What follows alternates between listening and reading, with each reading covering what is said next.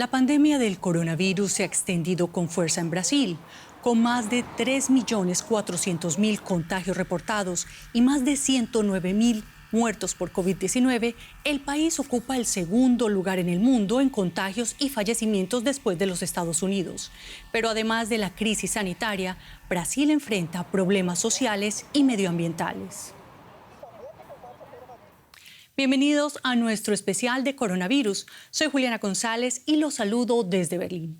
En nuestro programa de hoy nos centraremos en el caso de Brasil. El país bajo la batuta de Jair Bolsonaro no solo se enfrenta como el resto del mundo a la pandemia de la COVID-19, sino que además está en la mira de la comunidad internacional por los incendios de la Amazonía, que de acuerdo con organizaciones medioambientales son provocados deliberadamente para el aprovechamiento de tierras para la agricultura o la minería. De acuerdo con las cifras oficiales, la deforestación del llamado pulmón verde del mundo ha aumentado un 36% en el último año. Nuevas imágenes de dramáticos incendios en el corazón de la Amazonía brasileña. El mayor pulmón verde del planeta vuelve a arder cerca de Portobelo, en el estado occidental de Rondônia. Estas llamas corresponden a una tendencia que preocupa a los medioambientalistas del gigante sudamericano y también del resto del mundo. El aumento de los incendios despierta el temor de que se repita la tragedia ecológica sufrida el verano pasado en el mayor bosque tropical del planeta.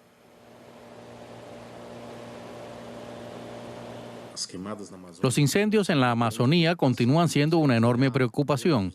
Si miramos los primeros 10 días de este agosto, veremos que hubo 10.000 incendios y 25 focos de calor. Ello supone un aumento del 17% con respecto al año pasado. Son los primeros peores 10 días de agosto de la última década. El impacto de las llamas desmiente las palabras tranquilizadoras de Jair Bolsonaro. Esta misma semana el presidente ultraderechista brasileño negaba que la Amazonía estuviera ardiendo y rechazaba las críticas internacionales que recibe su gobierno. El ministro de Medio Ambiente de Brasil, Ricardo Salles, también contradijo a Bolsonaro. Aseguró que el gobierno está poniendo todos los medios a su alcance para frenar los incendios que amenazan los diferentes biomas del país y que se suelen intensificar en el periodo de sequía de esta época del año. Organizaciones como Greenpeace insisten, sin embargo, que los fuegos son consecuencia directa de una deforestación producto de la acción humana y que avanza desde hace años en la Amazonía. Otro tema que preocupa es el de los indígenas. Miembros de la etnia Kayapó abrieron provisionalmente las barricadas con las que bloquean en el estado amazónico de Pará una importante autopista.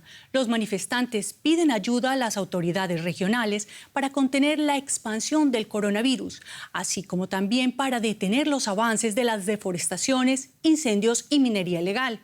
El cierre de la vía amazónica comenzó este lunes y afecta especialmente el transporte de las cosechas de granos hacia los puertos fluviales. Además de reclamar atención sanitaria, los manifestantes critican que el gobierno no los haya consultado en el proceso de concesión Ferrogrão, una vía ferroviaria que, de acuerdo con los planes, pasa a 50 kilómetros de una reserva indígena. ¿Crisis sanitaria, política y medioambiental en un mismo país?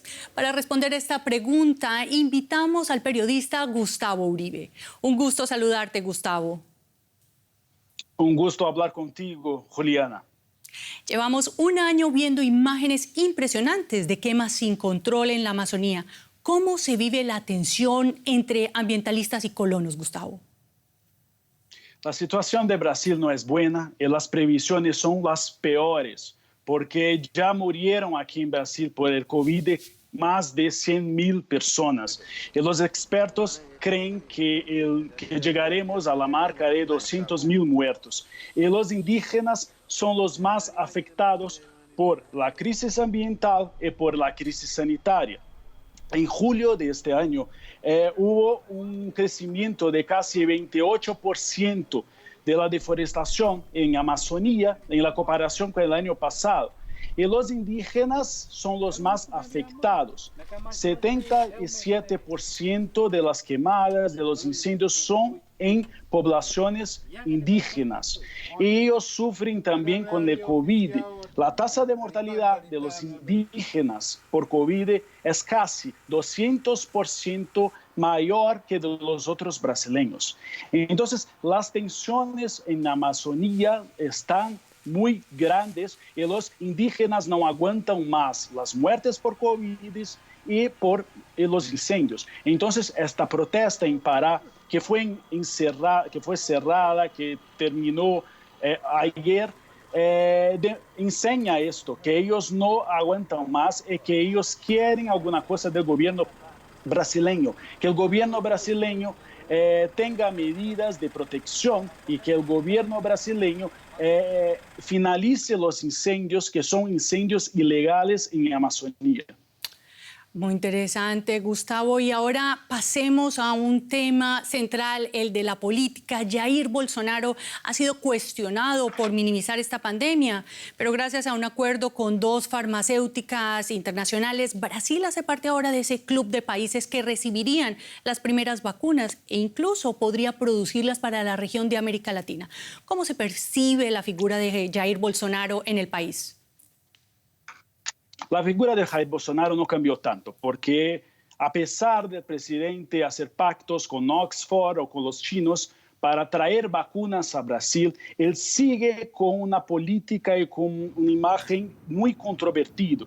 El presidente sigue saliendo a las calles sin mascarillas, el presidente sigue criticando el confinamiento que fue adoptado por las provincias brasileñas. Pero la población no tiene la misma visión de los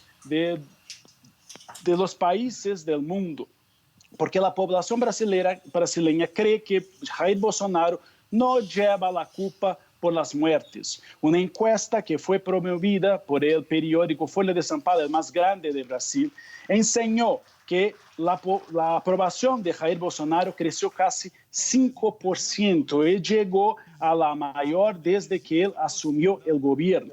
Porque las personas, las más pobres, los niveles de educación en Brasil no son tan buenos, entonces las personas no relacionan las muertes al presidente. ¿Por qué? Porque el presidente, con la ayuda del Parlamento, del Congreso, aprobó una ayuda que se llama beneficio emergencial. Para los trabajadores informales fue muy bueno porque ellos recibieron una ayuda. Entonces las personas aquí en Brasil hoy en día están más preocupadas con la economía que con las muertes de COVID. Gracias, Gustavo Uribe, desde Brasilia, por estos análisis y hasta pronto. Gracias por todo. Estoy aquí cuando necesites de mí. Y pese a que es el segundo país del mundo con más casos de contagio y fallecimiento, el gobierno autorizó las operaciones internacionales de algunos de sus aeropuertos. Para los viajeros, el requisito es demostrar que no están contagiados del nuevo coronavirus. El país inicia su reapertura, lo que incluye, por supuesto, las visitas al Cristo Redentor. La estatua del Cristo Redentor, el monumento más icónico de Río, recibe a los visitantes con los brazos abiertos. Los funcionarios aseguran que no hay de qué preocuparse.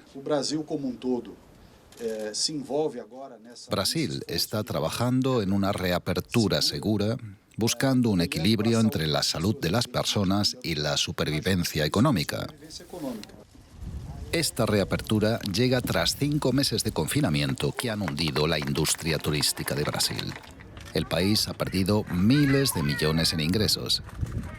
Los expertos en salud advierten que la reapertura de negocios y espacios públicos se produce cuando Brasil no ha alcanzado aún su tasa máxima de contagio. El pan de azúcar, otra gran atracción, para la que los turistas se apiñan en teleféricos.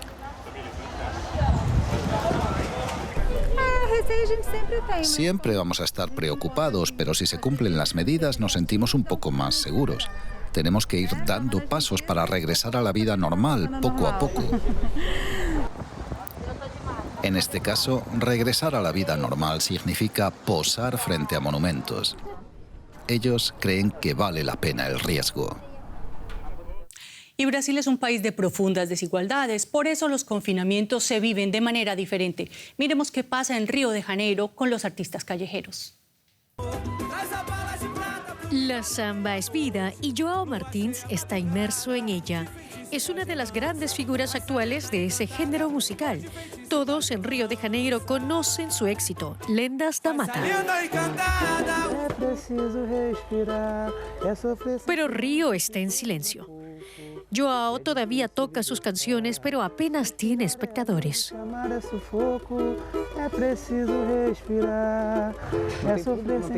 Ya no hay público ni aplausos, nadie con quien puedas hablar para que se sienta parte. La samba vive de las masas, de la participación en el espectáculo, cantando y aplaudiendo.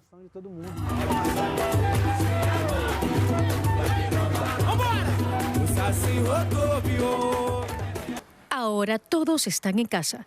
El confinamiento impone mayores barreras en la sociedad brasileña. La cultura del país vive en y desde las calles y une a la gente.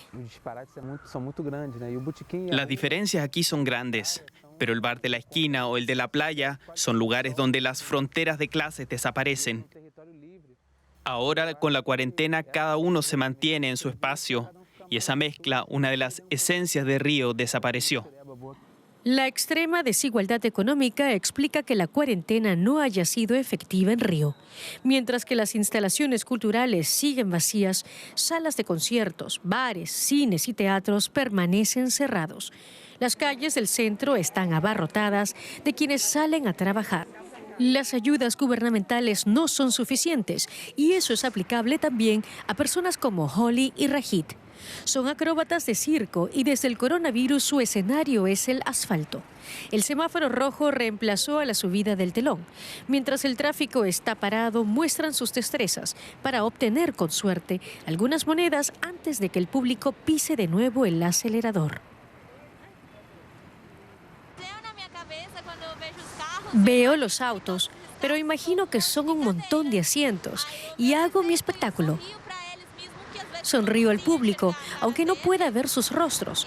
Estoy en un semáforo, pero para mí es una pista de circo.